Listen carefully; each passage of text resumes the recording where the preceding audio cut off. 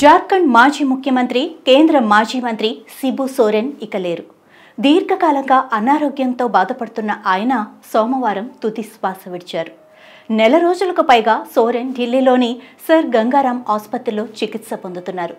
మూత్రపిండాల సంబంధిత సమస్యల కారణంగా శిబు సోరెన్ జూన్ చివరి వారంలో ఆసుపత్రిలో చేరిన సంగతి తెలిసిందే. కాగా తన తండ్రి మరణ వార్తను జార్ఖండ్ ముఖ్యమంత్రి Hemant Soren social media X ద్వారా తెలియజేశారు. శిబు సోరెన్ మృతి పట్ల సంతాపం వ్యక్తం చేస్తూ జార్ఖండ్ ముఖ్యమంత్రి ఆయన కుమారుడు హేమంత్ సోరెన్ మాట్లాడుతూ, గురూజీ మనందరినీ విడిచిపెట్టి వెళ్లారని పేర్కొన్నారు.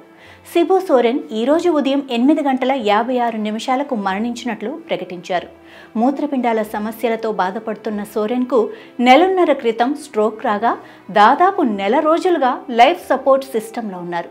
వైద్యుల బృందం ఐసీయూలో నిరంతరం ఆయన పర్యవేక్షించింది. కానీ చివరికి ఆయన్ని కాపాడలేకపోయారు.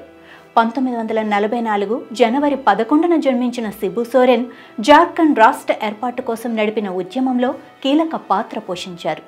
3 సార్లు జార్ఖండ్ ముఖ్యమంత్రిగా అనగా 2005లో 10 రోజులు, 2008 నుంచి 2009, 2009 నుంచి 2010లో పనిచేశారు. ఆయన దుమ్కా లోక్సభ నియోజకవర్గం నుంచి ఏకంగా 8 సార్లు ఎంపీగా ఎన్నికయ్యారు.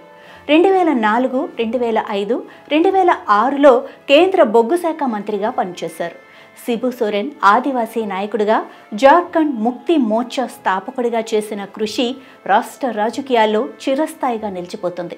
సామాన్యుల హక్కులు, ఆదివాసీ సమాజ ఉద్ధరణ కోసం అలుపెరగని పోరాటం చేశారు. రాజకీయ నాయకుడిగానే కాక సామాజిక సంస్కర్తగా ఆయన జీవితం ఎందరికో స్ఫూర్తిగా నిలుస్తుంది.